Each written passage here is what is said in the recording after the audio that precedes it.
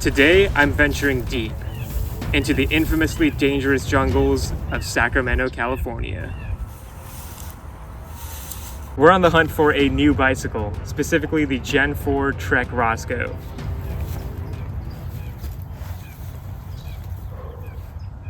There's a Gen 4 Roscoe 8 in the distance. Now these are very hard to come by. You have to be very, very skilled and give up about 3 months worth of pay in order to get this close to one. You can see this one doesn't have a frame bag on it, which is a rare sight. The new Roscoes love frame bags, so we're gonna try to lure it to us using one, and I'm gonna throw in some chain lube for a stronger... Oh gosh, it's us! Get it! Get it, we gotta review it!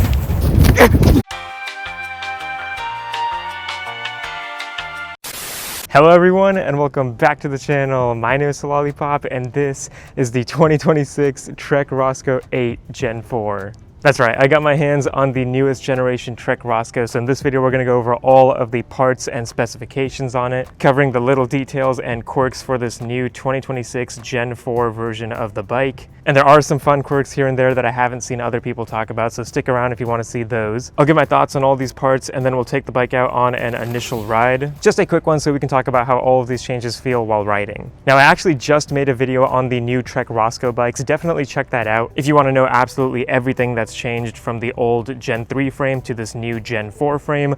I cover a lot of details in that video, so I'll link it in the description below.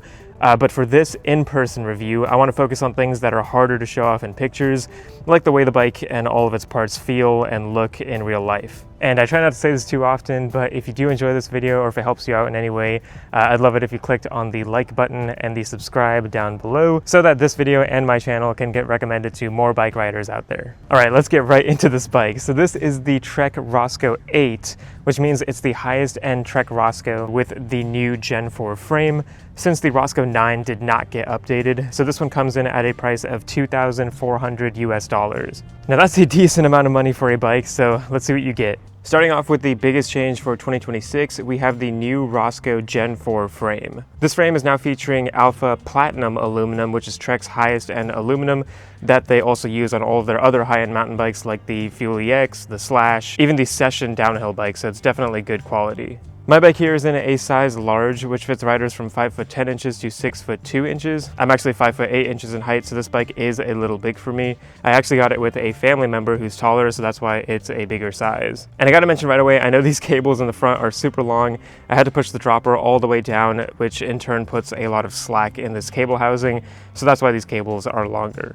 Anyways, this bike is specifically in the color Dark Star, which is a fancy name for black because as far as I can tell, even in the sunlight, it's pretty much just black, no metallic or sparkles in there. But this new generation of Roscoe does have some interesting design features, namely the patterns on the seat tube here, kind of a maroon, purple, brown color. Not sure why that's there, but it's a fun design, I guess. And then of course you can see the tiny Trek logo, which is a funny change to me since I've seen a lot of complaints in the past that Trek's bike logos were too big and only getting bigger with each bike iteration, so they finally gave in and made it a little smaller. I'm a Trek fanboy myself, so I actually like the big logos, but this is nice and subtle, so not bad either. And then we do have a change up here for the actual Roscoe logo, which instead of just being plain text on the top tube, it's now a rectangular logo in the same color as those designs on the seat tube. And in the back you can see the frame has an asymmetrical design that kind of moves out of the way to make room for that rear brake caliper. Okay, but for frame features, I'm going to run through these quickly since my other video covers them in more detail. But we got a tapered head tube that can accommodate up to 160 millimeters of suspension travel, boost 148 spacing in the rear with enough space to fit a 203 millimeter wide brake rotor, which is insane. A threaded bottom bracket with ISCG 5 mounts if you want to install a chain guide or bash guard, a rubber-like chainstay protector to keep the chain noise down and protect your bike paint, and a bolt-on down tube guard to add more protection onto the down tube, but it doesn't extend all the way to the bottom of the frame. Now, one thing everyone's talking about here is that there are no bolts on the seat tube of this bike to mount a water bottle cage, and that's because these bolts typically prevent your seat post from going all the way down into the frame. So now with these bolts removed, you can fit a much longer travel dropper post into the frame, A size medium on this bike now fits a 200mm dropper post, which is awesome. But since you lose those mounts on the seat tube, Trek now gives us a lot more mounting points in other places. So we have 3 bolts on the down tube instead of 2, so you can bring your water bottle cage a little bit higher or lower. More bolts on the underside of the top tube to mount tools or frame bags. And then one of the biggest changes in 2026 is the inclusion of this Trek Roscoe frame bag. You can buy this bike separately on Trek's website, and it comes in 3 sizes depending on how big your bike is and in 2 colors.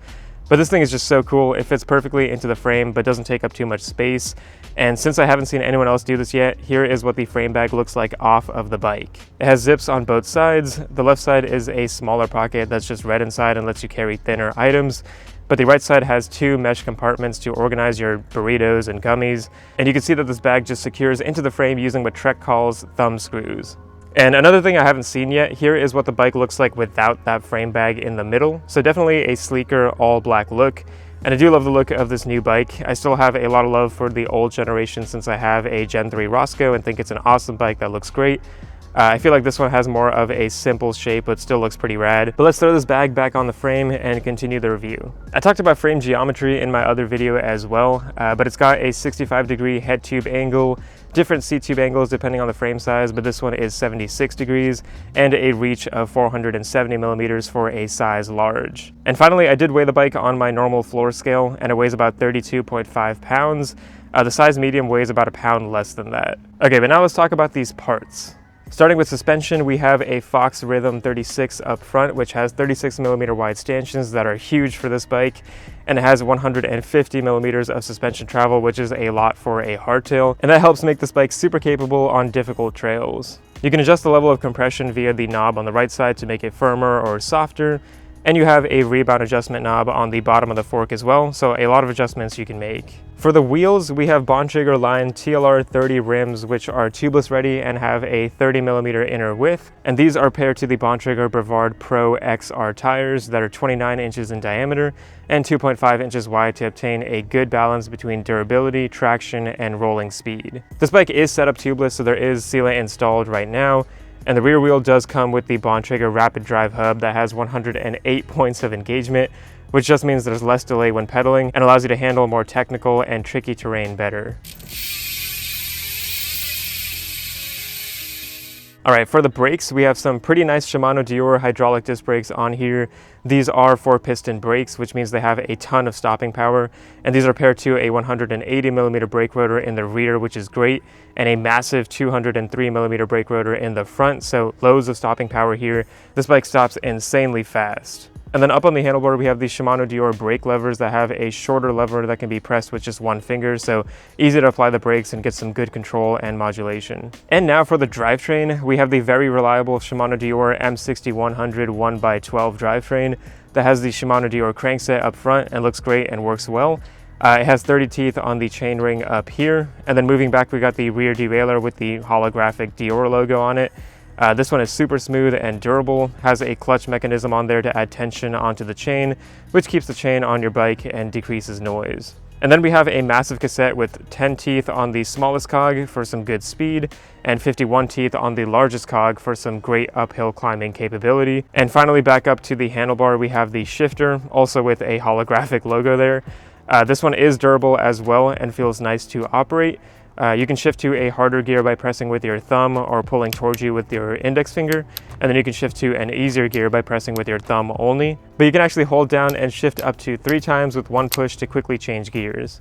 And for some of the smaller finishing components, we do have a huge dropper post on this bike, specifically a Trans X branded dropper with 200mm of travel, which is just crazy. I mean, watch this thing go from all the way in the frame to all the way up here. It's awesome to see that. And it has a nice lever on the handlebar to actuate it. It is a plastic lever, which is unfortunate, but it's definitely more durable and higher quality than what it used to be on these bikes.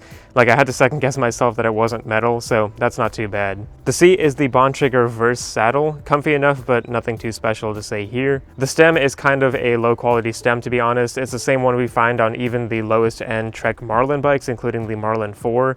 So that's disappointing to see on a $2,400 bike. And the handlebar is also the same model you find on lower end Trek bikes, but this one is 780 millimeters wide, and they upped the rise to 40 millimeters, which it just feels ridiculous at times.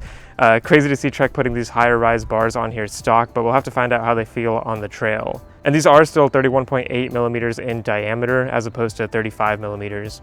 And we got the newer Trek line comp grips on this bike, which are nothing too special, but I like them. They feel supportive and nice to grab. And a super fun quirk here is that they actually have this text on the side of them that says, "All work and no play is no fun at all." And that's a nod to older Trek bikes and Gary Fisher models that used to say this on these stem caps. Okay, but that's it for the features. Thank you for sticking with me through all the details if you made it this far. But now let's finally get on this thing and ride it. All right, riding the 2026 Trek Roscoe 8. Wow, listen to that hub noise.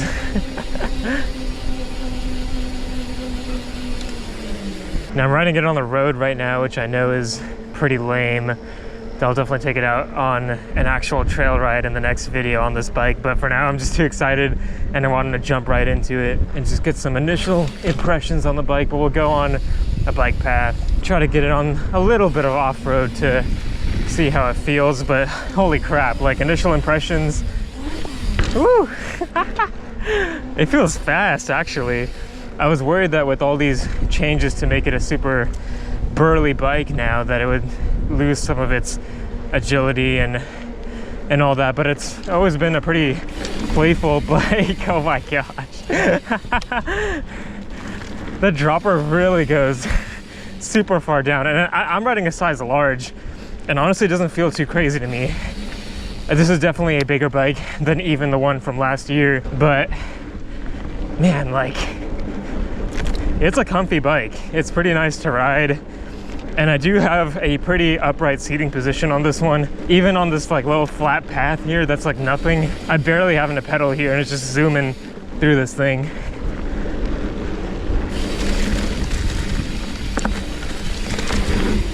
Oh man. The dropper, I still can't get over how low this dropper gets. Like that was, oh my gosh. You can really get wild on this thing. Even get into some trouble with how fast this thing is going. And the brakes are obviously insane on this thing. Just stop you on a dime right there. But yeah guys, I just wanted to throw on a quick little ride at the end of this video, just a little teaser. But we'll definitely go on a full ride in the next video, which I cannot wait for, especially after riding it just on the road here. Like man, this is a really fun one. But that is it for this video, everyone. Thank you all so much for watching, liking, and subscribing, and just for being here with me. So I hope all of you continue to have a great day today, and remember to keep biking out there.